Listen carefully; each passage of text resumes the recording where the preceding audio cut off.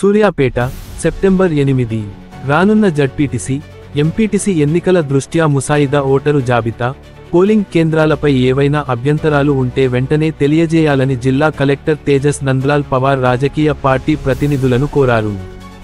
సోమవారం కలెక్టర్ ఛాంబర్లో రాష్ట్ర ఎన్నికల సంఘం సూచనల మేరకు గుర్తింపు పొందిన రాజకీయ పార్టీ ప్రతినిధులతో సమావేశం నిర్వహించారు.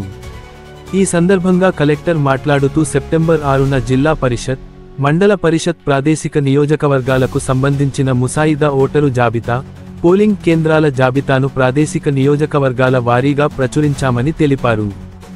జిల్లాలో 23 జిల్లా పరిషత్ నియోజకవర్గాలు, 235 మండల పరిషత్ నియోజకవర్గాల్లో కలిపి మొత్తం 6,94,815 మంది ఓటర్లు ఉన్నారని, 1272 పోలింగ్ కేంద్రాలు ఏర్పాటు చేసినట్టు వివరించారు. సెప్టెంబర్ 8న జిల్లా, మండల స్థాయిల్లో పార్టీ ప్రతినిధులతో సమావేశాలు నిర్వహిస్తున్నామని, సాయంత్రంలోపు అభ్యంతరాలు ఉంటే లిఖితపూర్వకంగా ఎంపీడీఓలకు తెలియజేయాలని సూచించారు. సెప్టెంబర్ 9న అభ్యంతరాలు, సూచనలు పరిష్కరించి, సెప్టెంబర్ 10న తుది ఓటరు జాబితాను ప్రకటిస్తామని ఆయన చెప్పారు. బిఎల్ఓలు క్షేత్రస్థాయి పరిశీలన అనంతరం మాత్రమే ఓటర్ల బదిలీ, తొలగింపు జరుగుతుందని కలెక్టర్ స్పష్టం చేశారు.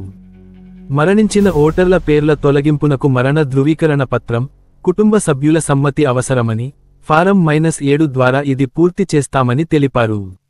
ఈ సమావేశంలో జడ్పీ సీఈఓ వి.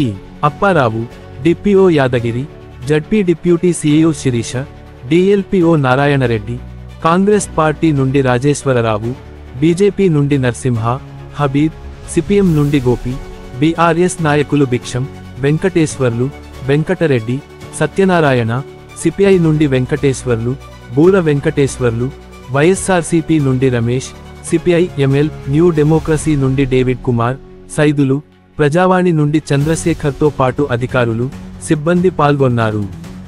జారీ చేసిన వారు జిల్లా పారసంబంధాల అధికారి, సూర్యాపేట.